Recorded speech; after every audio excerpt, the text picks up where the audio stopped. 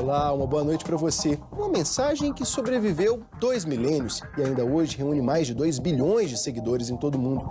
Nos evangelhos, perguntaram admirados os discípulos quem é esse que até a natureza o obedecia. 2000 anos depois, nós perguntamos, quem é Jesus?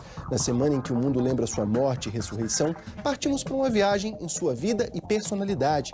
Aqui no estúdio eu recebo Haroldo Dutra Dias, que é escritor, conferencista, juiz de direito e tradutor. Entre as suas obras está uma tradução do Novo Testamento publicada pela Federação Espírita Brasileira. Haroldo, seja muito bem-vindo, uma boa noite para você. Obrigado, Luciano. Prazer recebê-lo. Prazer em ver essa palavra cruzada. A gente sempre faz uma pergunta inicial para introduzir a nossa discussão, o nosso debate.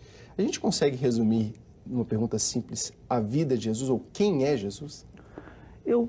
Se pudesse resumir Jesus uma palavra, eu diria que é amor. Não tem outra.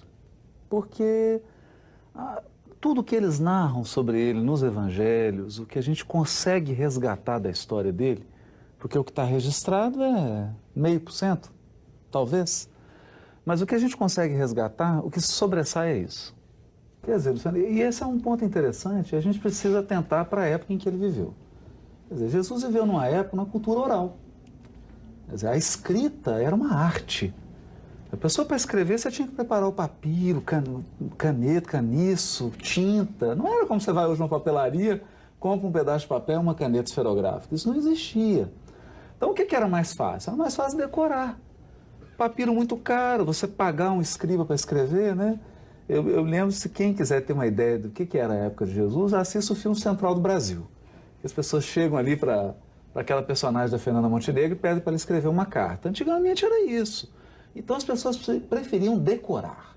Elas tinham uma memória prodigiosa.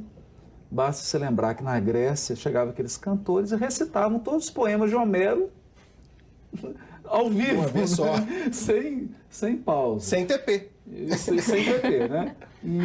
Então isso é uma coisa curiosa. Ou seja, o que você falava e como você agia tinha uma repercussão muito grande, porque as pessoas eram observadoras, elas tinham um ouvido treinado, elas tinham uma memória acordada.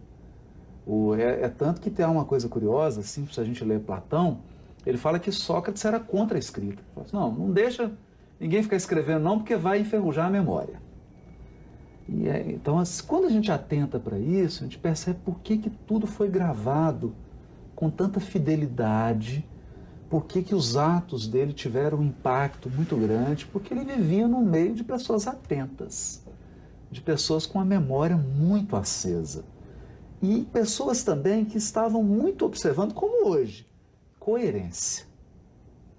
Quer dizer, o que ele falava e como ele agia numa determinada situação específica, inclusive situações de extrema tensão, que hoje um leitor lê no Evangelho e ele não se dá conta de situações extremamente estressantes que Jesus viveu, e os discípulos também, e que, dependendo de uma resposta de Jesus, poderia estar em risco a vida deles, e ele soube responder, soube se portar da maneira mais adequada. Isso é incrível, né?